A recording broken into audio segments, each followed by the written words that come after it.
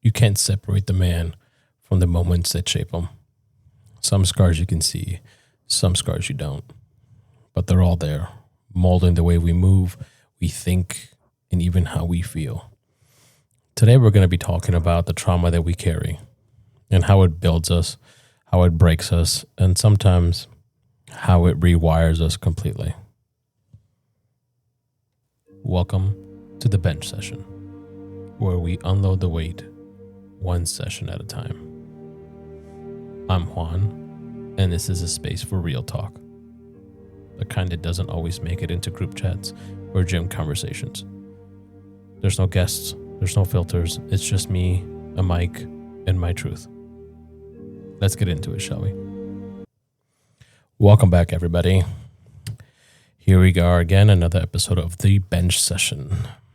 And we've been getting kind of deep in some of these episodes, so we're going to continue that trend for right now. In this episode, we're not going to be wallowing in the past. This is not a trauma dump. We're just going to be discussing about how real things get in our lives and how the hardest moments tend to shape us into who we are, for the better or, for the worst. We can't control that. And for me, trauma didn't just leave scars. It actually installed a switch in my brain. One day gets flipped whenever my brain feels overwhelmed and it wants to just be in survival mode. What this switch does is it shuts off all my emotions and all my connections and all my empathy. And it just helps me to keep moving. Let's go ahead and define how we're talking about trauma. I'm not going to be, a therapist around this like this. We're not being clinical. We're just defining it, discussing it, talking about things that happened. Trauma isn't always a life and death event. Sometimes it's just a slow burn, growing up in the chaos, living with constant stress, or feeling like you just never really measured up to anybody else or to yourself. Really, you have so high expectations of what you wanted to do in life and you feel like you're not reaching them. Sometimes it's the one gut punch moment that changes everything. But here's the thing. Trauma doesn't just live in our memory. It lives in how we think, how we react, who we trust, and how we see ourselves. Can you remember your first scar? Yeah, I can't truly pinpoint my first one. I've had all kinds of different things happen to me throughout my life. But the earliest one that I can think of is watching the man that I was, or the man that I have in my head as my father figure, walk out on me no matter how hard I tried to have him stay. That's one of the first scars that I can come up with. And to this day, I really don't know exactly what happened or how it led up to him walking away. So I can't just sit here and pinpoint, okay, this is exactly what happened, because I really don't know. I just remember seeing him walking away and really never hearing from him my entire life.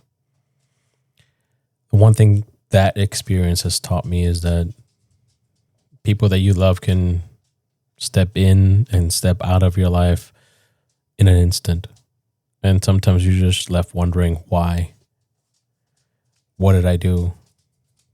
What's wrong with me that they didn't want to stay? But that's, like I said, that's one of my first scars. And at the time, I didn't really realize it. But I think that moment of him walking away started to rewrite my internal rule book. It kind of molded my way of thinking a little bit as to how to trust someone. Do you trust everybody? Do you not trust everybody? Do you expect people to be there when you need them? or to pick you up when you fall. And I think that lesson kind of stuck with me throughout my life, mainly because I always expected the worst from people. I always look at the worst case scenario. It's more the plan for the worst, expect the best type of things.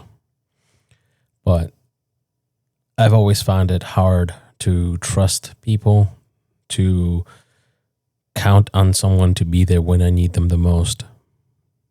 And I think all that stems from that first scar where I expect people to leave. I don't expect to have somebody reach out their hand when I'm on the ground to help me back up. It's always kind of been me versus the world. And at some point throughout all my experiences, don't get me wrong, I've had some good experiences throughout my life, and they've been great. I remember all the great things that have happened. I'm not going to sit here and say I had the worst upbringing, the worst life as an adult, the worst ever, because I didn't. There's people out there that are really going through some shit and have been going through some shit their entire lives. I've been fortunate enough to not have to go through all that kind of shit throughout my life, but I have been through things just like everybody else has been through things. And at some point throughout my history, my brain developed what I call a switch. And I believe that was a trauma response, a way of my brain surviving. And the switch is a way to shut off my emotions. And it also allows me to compartmentalize everything and put things in. The way I see it is I put things in little boxes and file those boxes away. Because of certain situations, it could be, okay, I got 6 different things going on and I don't want to care. I don't want to deal with 3 of these. So I'm just going to box them up and push them away, and I'll focus on these other 3. And eventually, maybe one day down the line, I'll focus on the other 3 that I pushed away. So that's been a trauma response for I can't remember how long. And I don't remember the exact moment that switch, that survival mode started.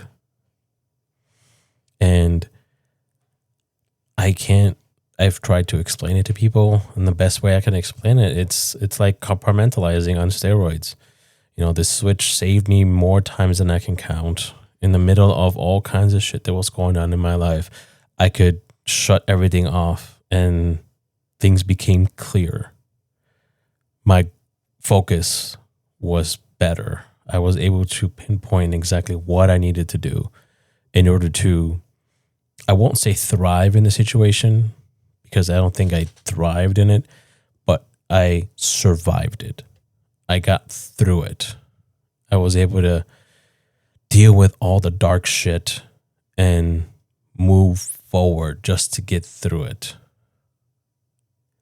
And in a way, I guess you say that switch, that trauma response, is the light at the end of my dark tunnel, because it helped me get to the end of whatever situation I was dealing with. And once I got past it, everything switched back on. But the problem with that switch is that, yes, at first I was able to pinpoint when I can flip it, when I can turn it back on. And I used it so much throughout my life to focus on things that I thought were important and ignore things that I didn't want to deal with, such as, family deaths, things like that. I didn't want to deal with them because I felt like I needed to be more alert, more responsible for other things that were going on. But the more I used that switch, the more I forgot how to turn it back on. And then somewhere in my 20s, I lived for, I don't even know how long, with that switch off, and it was just a dark haze. My outlook on life was horrible. I could care less about literally anybody.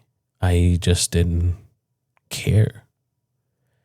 And eventually one day someone came into my life and helped me realize that what my outlook was not healthy, was not working for me. It wasn't really doing anything. And that person helped flip the switch back on. And to reference a movie, the Jim Carrey Grinch movie, where he's laying on the ground saying, "I am feeling," that's exactly how I felt. I just felt my heart. I felt the beating. I felt everything in just a blink of an eye. Every emotion came back. And it felt great because I was feeling all the good stuff. And guess what happens when you put shit to the side and let it fester for a while? They don't go away. They build and they build and they build. And once I started feeling all the good stuff, all the bad shit came with it.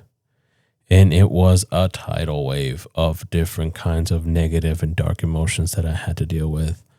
And everything that I had put aside came crashing down on me. And I did not have any other option other than figure out how the fuck I was going to deal with this. And my first instinct was to flip that switch, turn that shit off, and focus on anything else other than that. But I didn't do that. I think that was my wake up call moment. I realized everything that I had been doing was helping me survive, but it was not helping me evolve, helping me thrive. So that moment is when I realized I wasn't reacting like a normal person would. And everyone around me was emotional, talking it out and processing it. And I was just, most of my time, I was just blank. And having everything hit me at once, it was the kick in the nuts that I needed to get my outlook on life changed. And it did. It worked. I don't recommend it. I don't think this is the best course of action, but this is why I have this podcast, right? It is not as cool as it sounds to be able to flip a switch and just say, I don't give a fuck about anything else that's going on and just focus on what I'm doing. You know, people may look at you and think you're unshakable, but in reality, you're just fucking hiding things. And you're just trying to remember how the hell you're supposed to feel in a moment. And even now, I still experience these moments where I can be in some kind of celebration or somebody's telling me a story about something that happened to them and I don't know how to react. I will sit there blank and process and try to figure out, am I supposed to smile? Am I supposed to say good job? You know, it's still hard for me, even now that I know what my switch is and what it does and how it sort of functions. I still miss that connection in my brain where it tells me what emotions are needed for the kind of situations I'm in. Don't get me wrong here. I'm not the person that's in a funeral and starts laughing, right? And thinks it's a happy thing, because I'm not that person. Honestly, I try to avoid funerals as much as I can just because I don't like that environment. But just basic stuff. Somebody can be showing me something that they're proud of, and I look at it and it takes me a moment to process and how to react to it. And then I look at the person and they're just staring at me, waiting for me to be like, that's fucking awesome. Good job. Way to go. And it, like I said, it takes me a while to realize that those are the things that I'm supposed to say. Because even though I know about my switch and how it's, you know, back on and I'm feeling stuff, it still takes a long time for me to actually process those emotions and feel it. Even now, throughout my career, throughout my life, I feel like I haven't accomplished anything. And other people will look at me and be like, well, you did this amazing stuff. Your career's over here. You're doing great. And I'm like, well, it's not satisfying me. I don't feel accomplished because I don't feel like I've done anything to contribute. The way I look at it is, has my life made the world a better place? Is the world going to be better than how I came into it? And frankly, at this moment, I don't see that.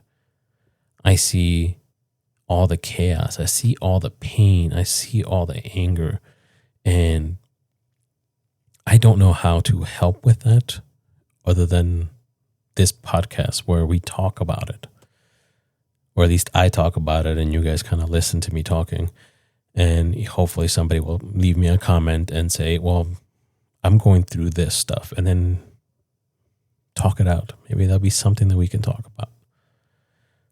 But yeah, having this switch at first I thought it was the best thing in the world because it let me focus on what I thought was important. But I never saw the whole picture of what was going on. I didn't see how much this was going to cost me. So what have I learned throughout all of this, right? Trauma can build strength. We all know this. It can make you extremely resourceful. It can make you focused. It can make you resilient. It can make you realize how awesome you are and how you can achieve things on your own without the help of anybody else. But on the downside, it can also make you extremely guarded, reserved, disconnected, and numb, really. The trick is it isn't pretending that it didn't happen. It's learning when and how to use the tools it gave you. All our trauma, they're all just tools. We just need to figure out how we're supposed to use them in everyday situations. And like I said, we've all been through it. We've all gone through shit in our lives. No one is a perfect little angel. And if you are, fucking congratulations. You've been sheltered your whole life. Most of us have been through shit, have been through hell and back. And a good chunk of us, well, not me, but a good chunk of people have been to war, have actually fought and seen people they love get shot down next to them or lose a leg and all this other kind of trauma that I would not be able to even imagine how that feels. But those people are still here. They're still fighting. They're still doing great things. Yes, we do have a high suicidal rate for men compared to women. And that's because, like we've been talking on this podcast, we don't talk. We don't have the option to talk. But one thing I want to leave you guys here with is the scars, they're not going away. Honestly, they're part of who we are now. But they don't have to run the show. You can acknowledge them, you can learn from them, and you can still live a full, fulfilled life. The past can shape us, the past can mold us, but it doesn't have to control us. Keep that in mind. Thanks for sitting with me.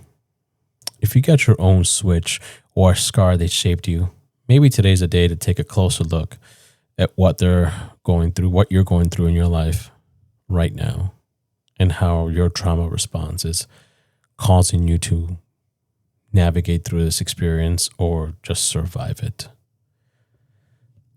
Until next time, same bench, same real talk. Stay grounded, stay real.